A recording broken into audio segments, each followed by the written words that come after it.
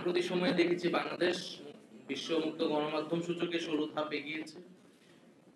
এটি আমাদের দেশের জন্য একটা সুখবর হলেও হয়তো আমাদের আকাঙ্ক্ষা বা প্রত্যাশা অনুযায়ী আমরা হয়তো আরো বেশি চেয়েছিলাম যে আমাদের গণমাধ্যম পরিস্থিতি পরিবেশ আরো ভালো থাকবে, এবং আমরা এখনো আসলে যদি সেই সূচককে একটা মানদণ্ড ধরি তারপর আমরা অনেক নিচের দিকেই আসলে আছি।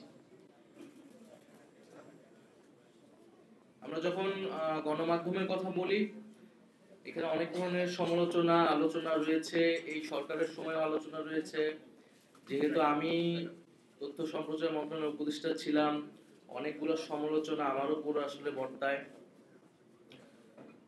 মিডিয়া ও ফ্যাসিজমের যে সম্পর্ক বিগত সময়ে ছিল, যদি সেই সম্পর্ক থেকে সেই আদর্শিক আধিপত্য জায়গা থেকেও যদি মিডিয়া বের না হয়, তাহলে আসলে এই জুলাই গণঅভ্যুত্থানের পরবর্তীতে আমরা যে মুক্ত গণমাধ্যমের প্রত্যাশা করি এবং জনগণের মিডিয়ার প্রতি যে আস্থা বিশ্বাসের জায়গা, সেটি আসলে সম্পূর্ণরূপে নিশ্চিত হবে না।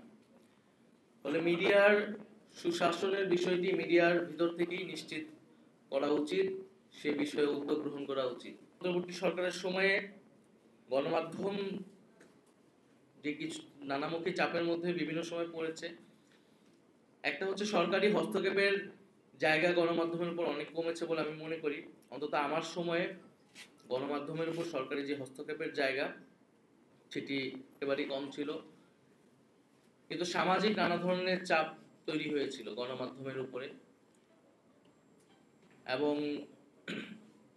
সেই সামাজিক চাপগুলো আসলে ক্ষোভগুলা কেন গণমাধ্যমের বিশেষ গণমাধ্যমের বিরুদ্ধে হয়েছিল, সেটিও আমাদের আসলে বিশ্লেষণ করা প্রয়োজন। আমাদের অবশ্যই গণমাধ্যমের পক্ষে দাঁড়াতে হবে। কোনো গণমাধ্যম বন্ধ করার পক্ষে আমরা কখনোই বলি নাই, বরং বিভিন্ন সময় যখন এই আলোচনাগুলো এসেছে আমরা গণমাধ্যমের পক্ষে থেকেছি।